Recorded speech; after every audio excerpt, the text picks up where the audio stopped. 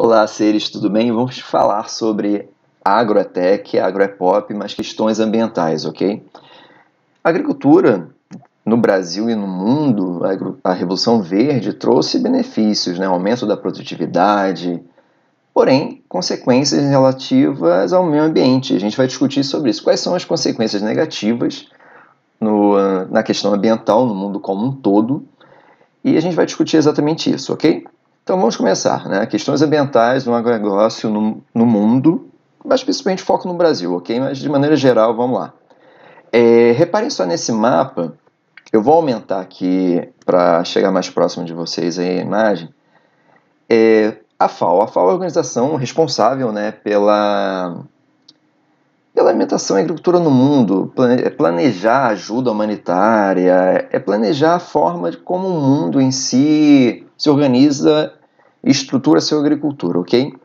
Os dados da FAO constataram que 25% aconteceu a diminuição de 25% da fome no mundo em 25 anos, graças principalmente à implementação de tecnologias no campo, o agronegócio brasileiro como exemplo.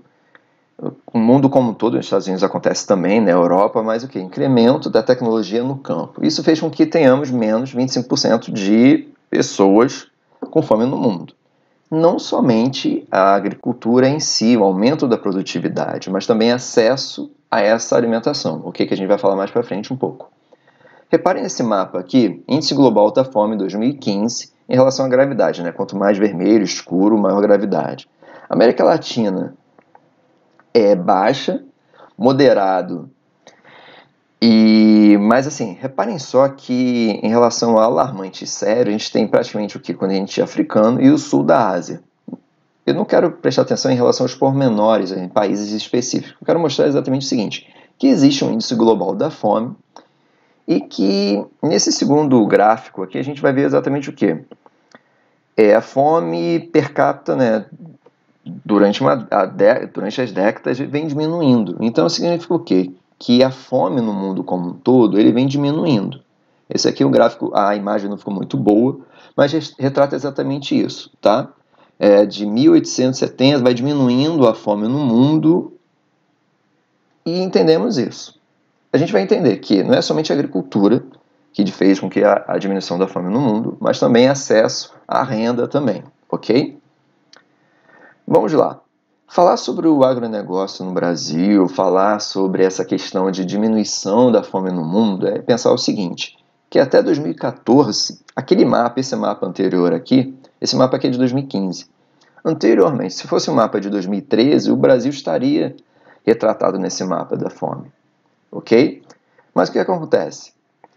A partir de 2014, praticamente de 90 a 2014, o percentual de queda da fome no Brasil, como exemplo, foi o quê?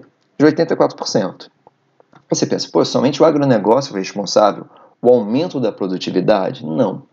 Por que existe fome no mundo? A fome no mundo existe porque a gente sabe muito bem, a fome no mundo acontece por questões de acesso ao dinheiro e à renda para você ter alimento. O mundo hoje produz muito mais alimento do que é necessário, tanto é que existe uma crise de obesidade mórbida no mundo como um todo, principalmente no mundo ocidental. Estados Unidos e no Brasil também está acontecendo isso, ok? Então pensa só, a fome diminuiu no Brasil por praticamente diversos fatores, mas vamos lá, em relação ao seguinte, agronegócio, ok? A agricultura familiar, que é a grande responsável pela nossa alimentação no nosso dia a dia. O agronegócio é para divisas, crescimento exponencial da possibilidade de criar ração para o gado, né?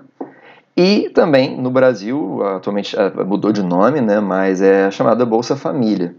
Ou seja, no mundo como um todo, ou praticamente no Brasil como exemplo, que a gente vai ver melhor, graças ao acesso à renda, a agricultura familiar, o agronegócio juntando, fez com que exatamente isso, a queda das pessoas realmente passando fome, né, fome severa, no Brasil diminuísse nessa porcentagem tão grande, ok? Esse mapa aqui, eu vou botar ele na tela maior, mostra o seguinte, que coisa boa, né?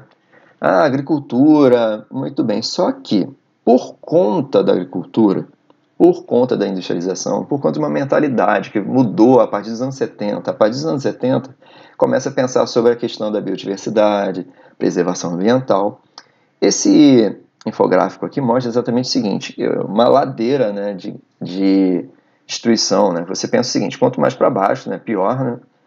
Mostra exatamente uma queda da biodiversidade, destruição das florestas. E o que acontece? São três linhas, né? A verde, a amarela e essa cinza aqui, né?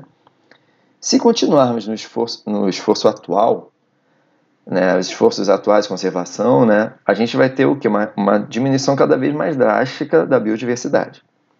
Se tiver um aumento dos esforços, beleza, a gente mantém um padrão.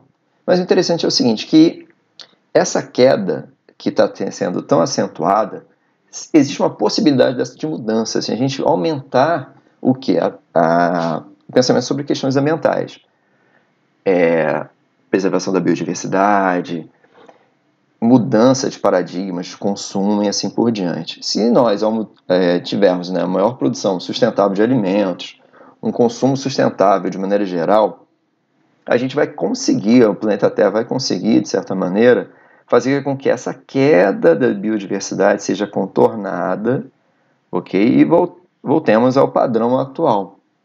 Mas se nada for feito, o que vai acontecer? Vai ser um gráfico bem interessante que mostra que estaremos o quê? Cada vez mais destruindo a natureza.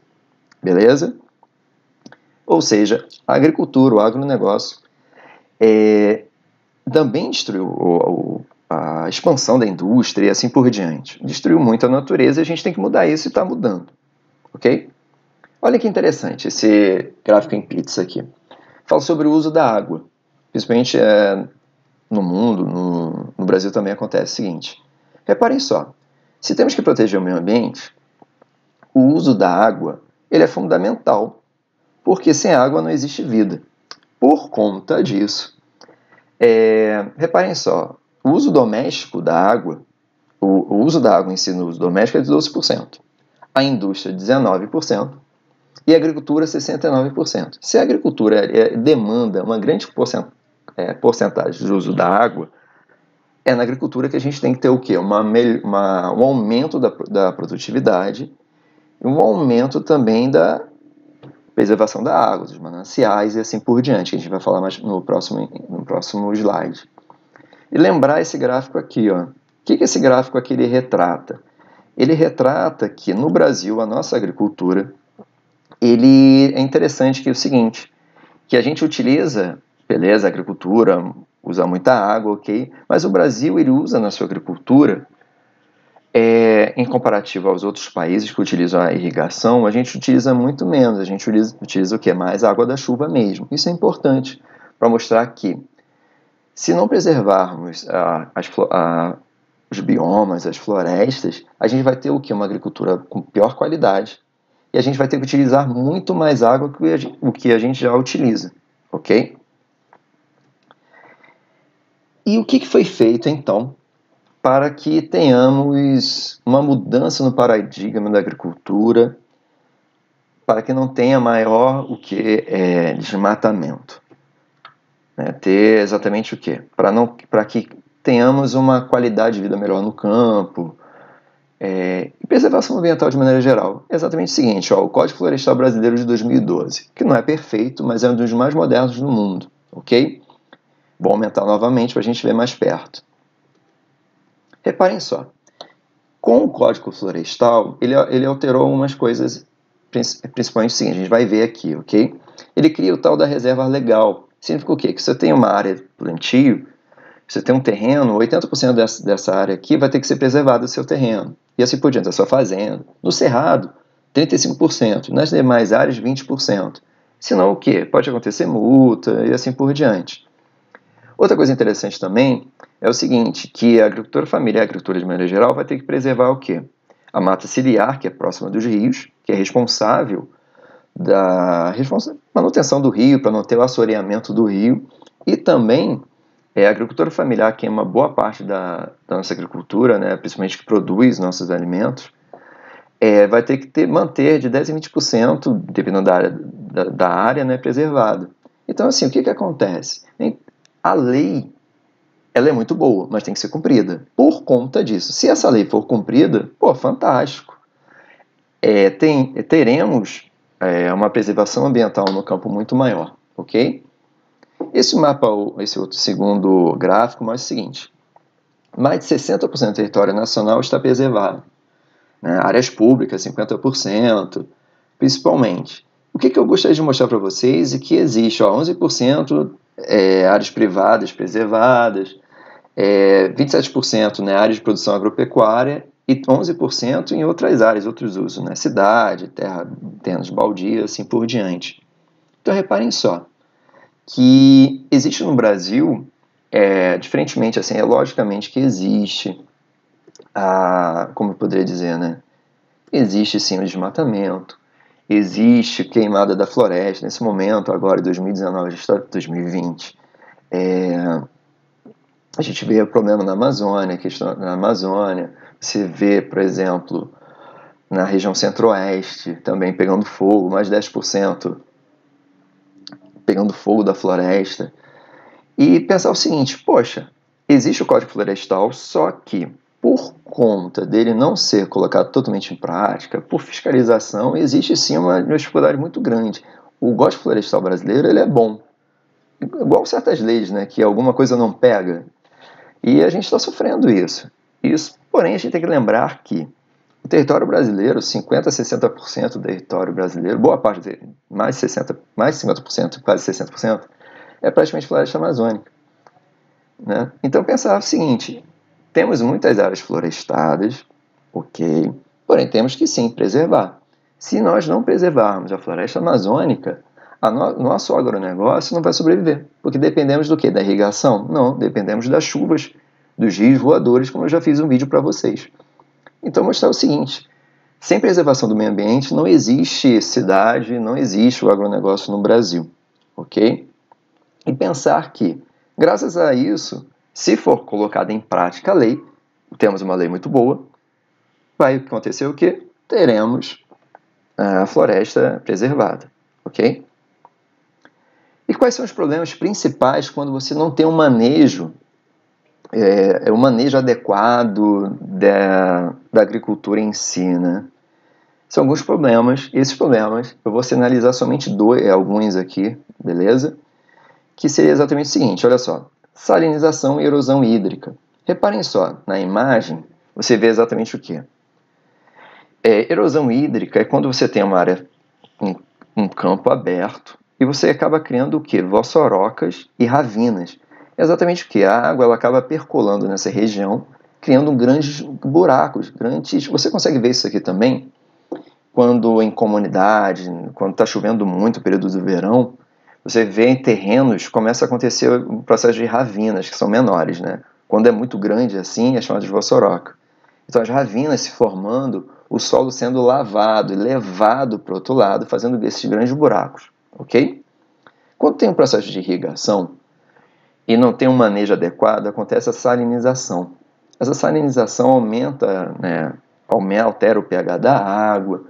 Lembrar que sem a agricultura adequada, sem o manejo adequado, a gente não consegue ter agricultura e preservação ambiental. Perceba só, se você tem um terreno, e esse terreno não é muito bem cuidado, mesmo que esteja, como mostro aqui, né, está com uma plantação e tem irrigação, ou numa área descampada, destruída, você vai ter problemas ambientais, ok?